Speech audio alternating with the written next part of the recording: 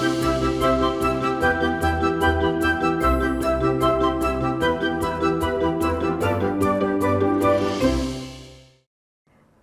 And welcome to hello money 9। मैं हूं प्रियंका संभव और लाइव ऑलरेडी कई लोग जुड़े हुए हैं। Thank you for joining us. हमें थोड़ी सी देर हो गई, एक शो चल रहा था, उसकी वजह से हम टाइम मैनेजमेंट में थोड़ा सा पीछे रह गए, पर थैंक यू सो मच। आप लोग जुड़े हुए हैं, से हमारा हौसला ज़रूर बढ़ता है। और आज हम बात करने वाले हैं म्यूचुअल फंड की। वैसे जो पूरा साल रहा है 2023, यहाँ पर हमने देखा है लोगों ने म्यूचुअल फंड को समझा है और निवेश करना शुरू किया है। इसलिए 2023 में जिस तरह से एम्फी का लेटेस्ट डेटा यही बता रहा है कि नवंबर महीने में सिप के जरिए 17,703 करोड़ रुपए का निवेश आया है, जबकि साल की शुरुआत में ये केवल 13,500 करोड़ का था। तो वही 3 साल के पहले अगर 2020 से इस डेटा को आप कंपेयर करेंगे तो तब मियरली 7,302 करोड़ रुपए का निवेश सिप के जरिए आया था। तो यानी लोग समझ रहे हैं और इस तरफ आगे कदम बढ़ा रहे हैं। 2023 वो साल रहा जब स्मॉल कैप ने डबल डिजिट रिटर्न देकर के निवेशकों को दिल एकदम खुश कर दिया है। ऑलमोस्ट 48% का रिटर्न यहाँ पर मिला है। लेकिन ये तो बात होगी 2023 की। 2024 में आपको किस तरह की तैयारी करनी चाहिए, आपको म्यूचुअल फंड में किस तरह की रणनीति रखनी चाहिए, इन सब पर बात करने के लिए मेरे साथ जुड़ रहे हैं कीर्तन शाह। एमडी हैं क्रेडेंस वेल्थ एडवाइजर के, टेडेक्स स्पीकर हैं और इनके एक्स पर जो थ्रेड्स हैं वो निवेश पर जो है काफी हिट होते हैं। Thank you so much Kirtan, sorry for the delay, but thank you so much कि आपने टाइम निकाला आज मनी 9 के लिए। Priyanka ji, thank you so much for inviting me. Okay, so अगर आप पूछना चाहते कीर्तन से सवाल, ऑलरेडी मेरे पास सवाल तो आने शुरू हो चुके हैं, पर आप हमें व्हाट्सएप के जरिए भी अपने सवाल तुरंत अभी भेजिए। कीर्तन के सामने अभी के अभी आपका सवाल हम रखेंगे। 9311211874 ये है हमारा नंबर जिस पर आप भेज सकते हैं सवाल। मेल करना चाहते हैं तो money9query@tv9.com पर आप मेल कर सकते हैं, लाइव भी पूछ सकते हैं सवाल। चलिए अब हम कीर्तन को वेलकम करते हैं, बातचीत शुरू करते हैं। कीर्तन, इस साल हमने देखा है कि small cap and mid cap दोनों ने निवेशकों को खुश किया है रिटर्न के मामले में, डबल डिजिट रिटर्न देने में कामयाब हुए हैं। लेकिन अब 2024 में आप क्या देख रहे हैं? यही रैली जारी रहेगी? स्ट्रैटेजी क्या रखनी चाहिए एक म्यूचुअल फंड इन्वेस्टर को, क्योंकि कहीं ना कहीं इनमें अब थकान भी नजर आने लगी है। प्रियंका जी, सबसे पहले तो अगर आप एक लॉन्ग टर्म इन्वेस्टर है तो आपको अपना एसेट एलोकेशन फॉलो करना चाहिए। प्लीज शॉर्ट टर्म मूवमेंट्स ऊपर या नीचे उससे थोड़ा सा डर कर आप अपनी इन्वेस्टमेंट स्ट्रैटेजीज को बिल्कुल चेंज ना करें। अगर आप अगले 10 साल 20 सालों तक निवेश करने वाले हैं तो मार्केट का ऊपर नीचे जाना बहुत बार आप नोटिस करेंगे, देखेंगे, उससे आपकी रणनीति चेंज नहीं होनी चाहिए। पर मान लीजिए अगर हम सिर्फ 2024 की बात कर रहे हैं और कोई एक ऐसा निवेशक है जिसको सिर्फ 2024 के बारे में जानना है, तो मुझे ऐसा लग रहा है कि 3 एसेट क्लासेस पर बात करना बहुत ज़रूरी है, गोल्ड, फिक्स्ड इनकम और इक्विटी, क्योंकि ये तीनों को अलग अलग तरीके से इम्पैक्ट होगा मैक्रो इकोनॉमिक्स की वजह से।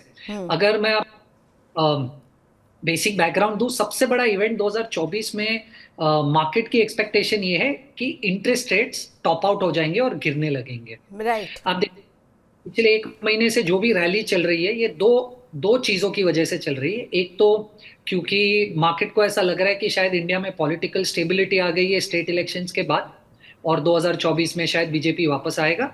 और दूसरा रीजन ये है कि ग्लोबली मार्केट पार्टिसिपेंट्स को ये लग रहा है कि मैक्रो इकोनॉमिक स्टेबल हो चुके हैं, इंटरेस्ट रेट्स टॉप आउट हो चुके हैं और शायद यहाँ से इंटरेस्ट रेट्स आगे जाकर अब गिरने ही वाले हैं। अब कब गिरेंगे ये in it self is an evolving thing every day, पर आज ऐसा माना जा रहा है कि 2 क्वार्टर्स में तो डेफिनेटली रेट कट स्टार्ट हो जाएगा। देखिए इंडिया में अब रेट कट नहीं कर सकते, यूएस करेगा उसके पहले क्योंकि उसका इम्पैक्ट करेंसी पे होता है। पर अगर आप पिछले सिर्फ 1 हफ्ते की मूवमेंट देखें, आपने देखा इक्विटी मार्केट्स बहुत तेजी से भागा है ग्लोबली। इसका रीजन ये है कि यूएस में PEC data, jobs data, unemployment data, retail sales data, ये सब एक ही चीज की तरफ इशारा कर रहे हैं कि जो पहले माना जाता था जून जुलाई में रेट कट आएगा, वो शायद अब लोग मार्च में रेट कट आएगा वैसे प्राइसिंग करने लगे इन डेटा की वजह से। तो इस सिचुएशन में आप टिपिकली देखते हैं डेट और गोल्ड बहुत अच्छा परफॉर्म करते हैं पर इक्विटी उतना अच्छा परफॉर्म नहीं करता है। तो क्योंकि शायद आप ऑलरेडी पिछले 2 साल की इतनी बड़ी तेजी के साथ 2024 में एंटर कर रहे हो, रेट स्टॉप आउट हो रहे हैं, तो मुझे ऐसा लग रहा है 2024 फिक्स्ड इनकम और गोल्ड का साल हो सकता है। और इक्विटी में आपको थोड़ा सा केयरफुल रहना चाहिए। देखिए इंडिया का पोजीशन थोड़ा सा डिफरेंट हो सकता है, क्योंकि इंडिया में यूनियन इलेक्शंस है, तो उसकी वजह से भी एक तेजी बन सकती है। पर अगर मैं ग्लोबल इक्विटीज की बात करूं तो थोड़ा सा सॉफ्ट रहेगा, पर ये साल शायद गोल्ड और फिक्स्ड इनकम का है। ओके, सो गोल्ड और फिक्स इनकम की बारी आ सकती है इस साल। जिस तरह के इन्वायरमेंट में अभी हम हैं, इलेक्शन के रिजल्ट का इंतजार है, यूएस फेड जो है वो रेट कट के आसार में, और अब लग रहा है प्रीपोन हो जाएगा, शायद जून तक के पहले आ जाएगा। वेल सेड कीर्तन। लेकिन अब ये मुझे बताइए, एक फ्लेवर था 2023 में म्यूचुअल फंड में, वो था स्मॉल कैप। ठीक है, आप समझ रहे हैं या नहीं समझ रहे हैं स्मॉल कैप को, आप उसमें निवेश कर देते थे क्योंकि आप देखते थे अरे भाई ये किस तरह के रिटर्न आ रहे हैं। तो अगर मैं इस फ्लेवर की बात करूं स्पेसिफिकली स्कीम्स में, तो क्या आपको लग रहा है कि फ्लेक्सी कैप बाजी मारते हुए नजर आएंगे? लेकिन हाँ, फ्लेक्सी कैप में एक बड़ा एलोकेशन लार्ज कैप में भी होता है, तो फिर flexi cap versus large cap, क्या ये एक टसल हमें नजर आएगा 2024 में?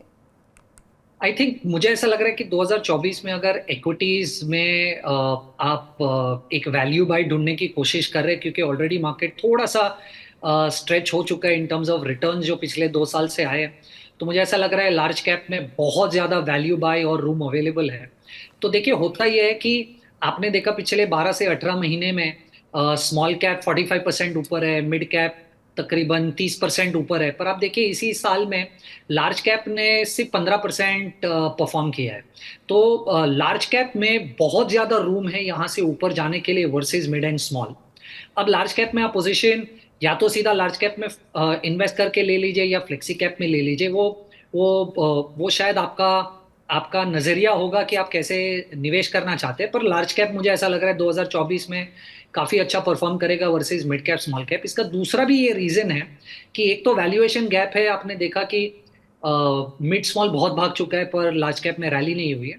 पर ऐसा टिपिकली माना जाता है कि जब ग्लोबली मैक्रो स्टेबल हो जाते हैं, इंटरेस्ट रेट्स टॉप आउट हो जाते हैं, इन्फ्लेशन कमजोर होने लगते हैं, तब बहुत सारा पैसा डेवलप्ड इकोनॉमीज से निकलकर डेवलपिंग इकोनॉमीज में आता है। तो भी माना जा रहा है कि 2024 में बहुत सारे एफआईआई का पैसा आएगा, और आप देखिए एफआईआई का पैसा सबसे पहले large blue cap. Blue chips को ट्रैक करता है, उसके बाद अगर उनके पास ज्यादा पैसा है तो मिड स्मॉल में जाएगा। इन कारणों से मुझे ऐसा लग रहा है कि लार्ज कैप अच्छा करेगा। ओके, सो जो चीज़ें जिन पर हमने ध्यान नहीं दिया 2023 में, लगता है अब उनकी बारी है। आपने पहले कहा कि गोल्ड और डेट पर आप नज़र डालिए, अब आप लार्ज कैप पर नज़र डालिए। अब ये पूछना चाहूँगी थीमेटिक फंड्स, क्योंकि हमने बहुत सारे एनएफओज देखे जो 2023 में थीम्स पर आधारित आए थे। हेल्थ केयर थीम पर आया, मैन्युफैक्चरिंग थीम पर आया, आई एम श्योर आप उससे ज़्यादा थीम्स मेरे लिए काउंट आउट कर सकते हैं। ये जो थीम को लेकर के फैसिनेशन रहा, क्या ये 2024 में दिखेगा?